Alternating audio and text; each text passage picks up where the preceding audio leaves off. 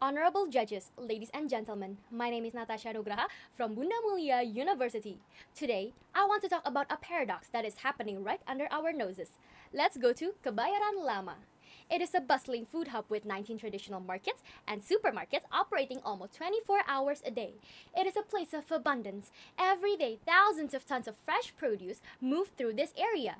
But here lies the irony. While we have mountains of food, we also have mountains of waste. Thousands of so-called imperfect vegetables, too small, too crooked, or slightly bruised, are being thrown away daily. They end up in landfill, creating methane gases and pollution for the environment.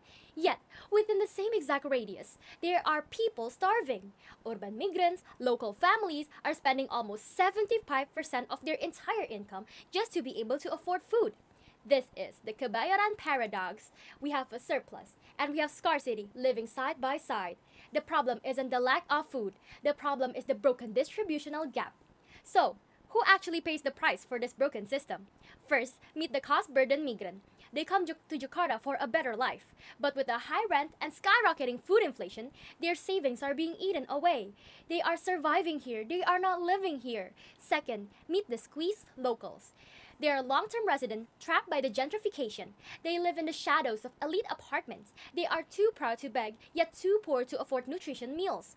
Without intervention, this group of people face a silent killer, malnutrition, and the cycle of structural poverty that will never end.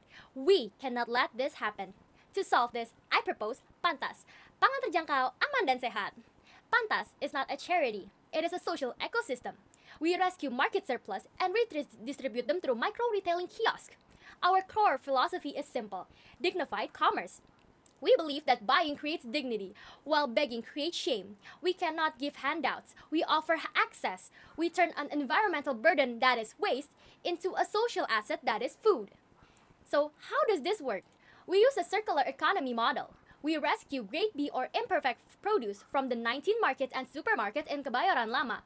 We bring them to our sorting center for strict quality control and cleaning.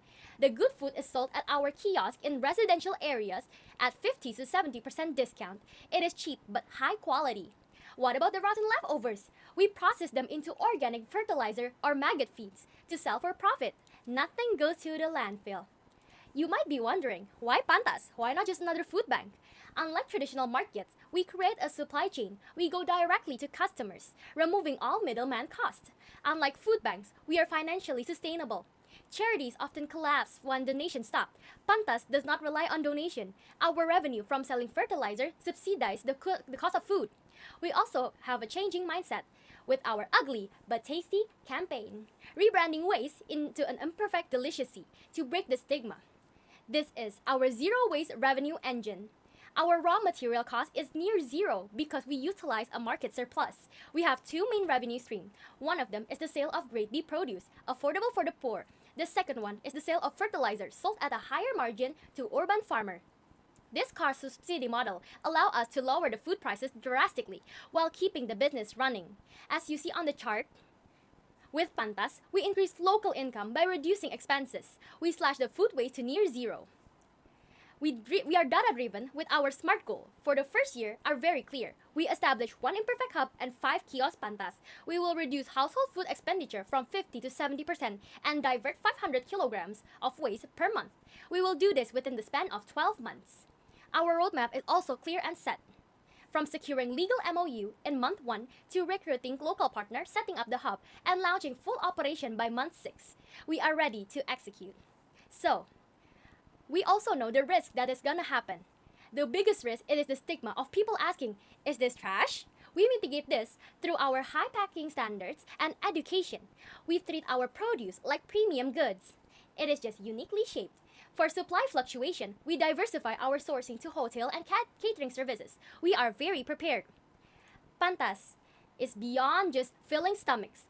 It is about the snowball effect. In health, better nutrition today break the cycle of stunting for the next generation. In the economy, the money families save from food can be reinvested into education and micro businesses. And for the environment, which is very clear, we are creating a blueprint for a zero-waste city that Jakarta can adopt.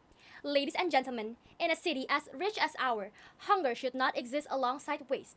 Let's make a nutrition a right and not a privilege. PANTAS, food for the people, health for the planet.